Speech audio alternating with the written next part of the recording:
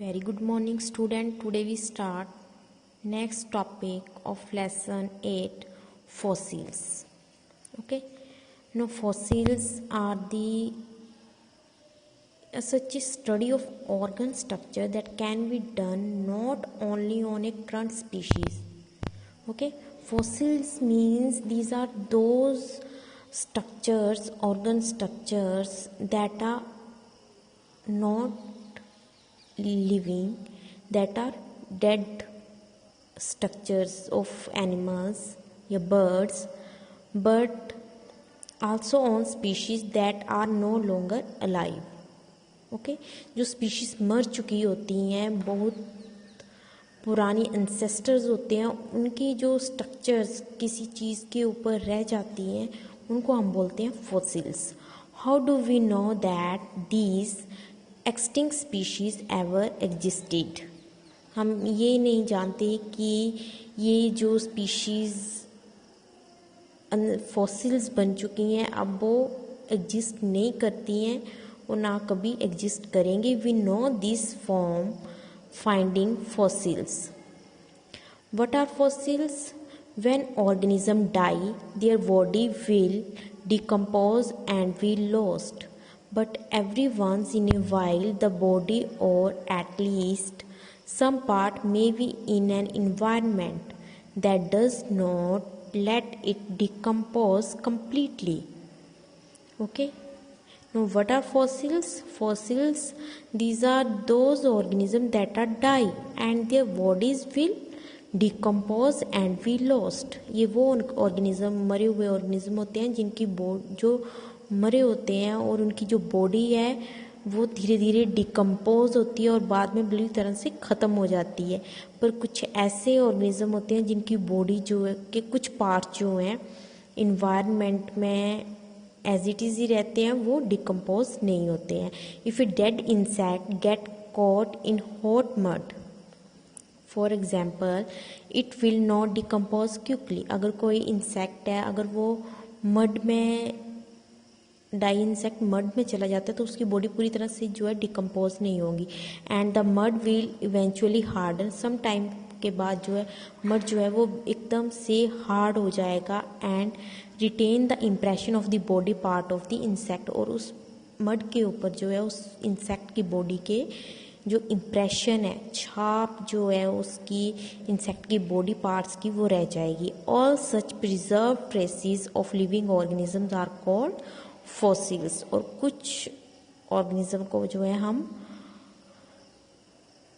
और जो उनकी ट्रेसेस, जो उनके इम्प्रेशन रह जाते हैं ऑर्गेनिज्म के, उनको हम प्रिजर्व करके रखते हैं, उसको हम बोलते हैं fossils.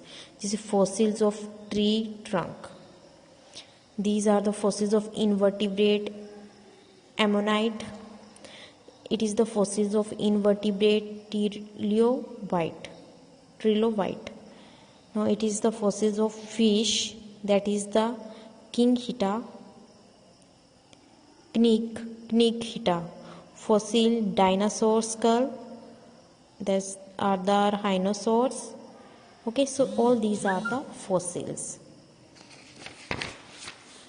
Now next, how do we know how old the fossils are? ये fossils कितने पुराने होते हैं? These are two components to this estimation. One is relative. If we dig into the earth and start finding fossils, ठीक है, अगर हम जमीन अर्थ को डिग करना, उसको खोदना स्टार्ट करें तो हमें उसमें जो है फॉसिल्स मिलने स्टार्ट हो जाते हैं. It is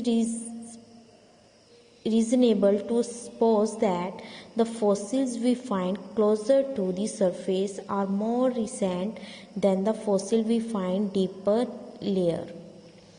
The second way of dating fossil is by detecting the ratio of different isotope of same element in the fossil material. It would be interesting to find out exactly how this method works. How do fossils form layer by layer? कैसे fossils जो हैं अर्थ की different different layer में जो है हमें मिलते हैं. सो सम invertebrates on seabed die and are buried in the sand. More sand accumulated and sandstone form under pressure. So, million of years later, dinosaurs living in the area die and their bodies too are buried in mud. This mud is also composed into rock. Above the rock containing the earlier invertebrates fossils. Okay, again millions of years later, the bodies of horse-like creatures dying in the area are fossilized in rock above these earlier rock. Okay, so these organisms are buried inside the sand. Yes, sometime buried in the mud, and after some time these sand and mud will become hard, and these organisms bodies impression remain on these material in sand, in the form of rock and in mud. So these are the fossils. Okay, after some time, by erosion or water flow wear away some of the rock and expose the horse-like fossil. As we dig deeper, we will find older and older fossils. Okay, so evolution of stage.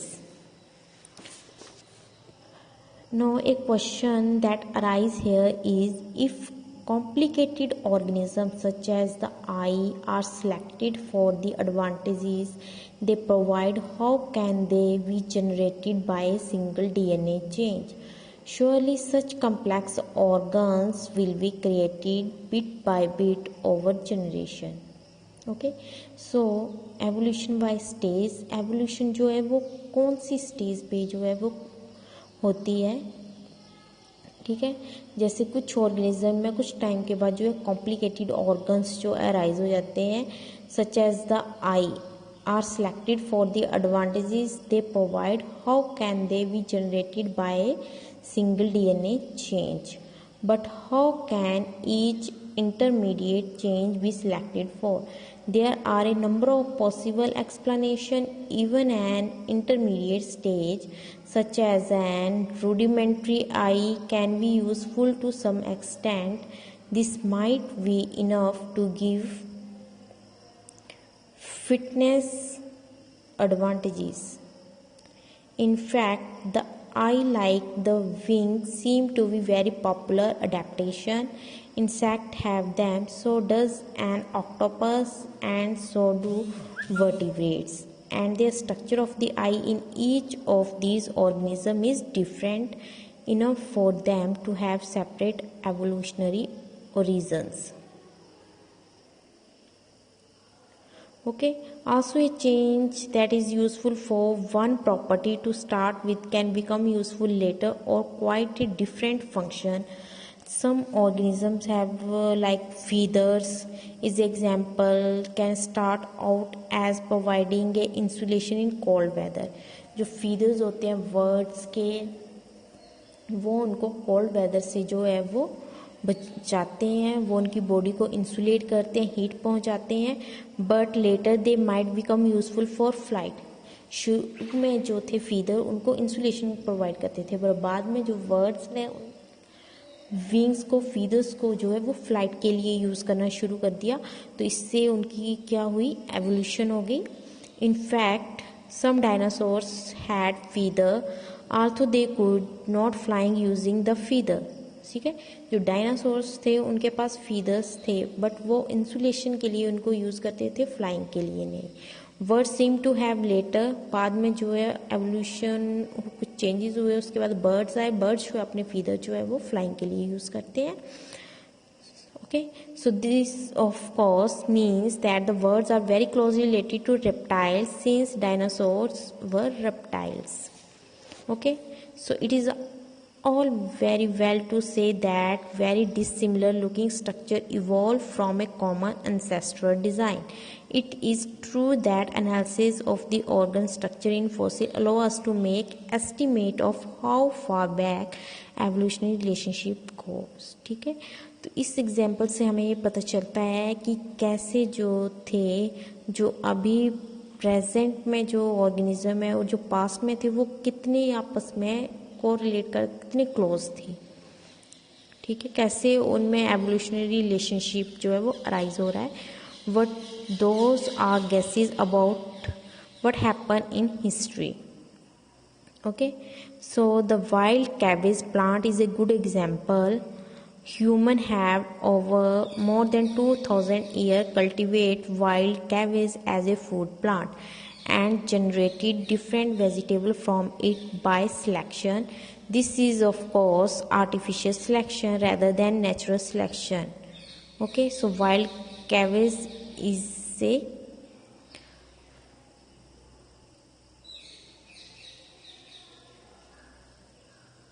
Wild cabbage जो है as a used as a food plant, it generated different vegetable from it by selection. इस wild cabbage से जो है हमने आगे further different vegetables जो हैं वो तैयार की हैं by artificial selection. Some farmer have wanted to select for very short distance between leaves and have breed the cabbage we eat. Some have wanted to select it for arrested flower development and have breed broccoli, or for fertile flower. Okay, or for fertile flowers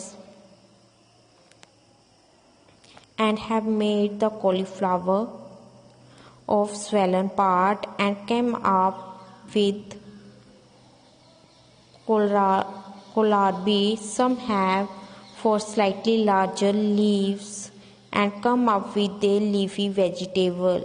Would we have thought that all these structures are descended from the same ancestor if we had not done it ourselves? Okay.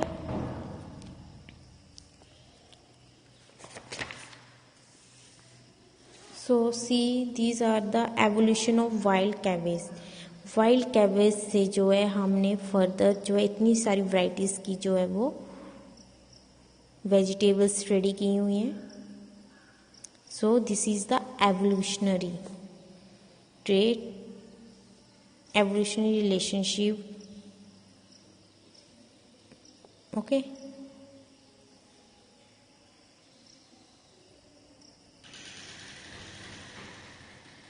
okay, so DNA of all these species are different, so it shows that how the DNA of these different vegetables are different from this wild cabbage. So it shows the evolutionary relationship.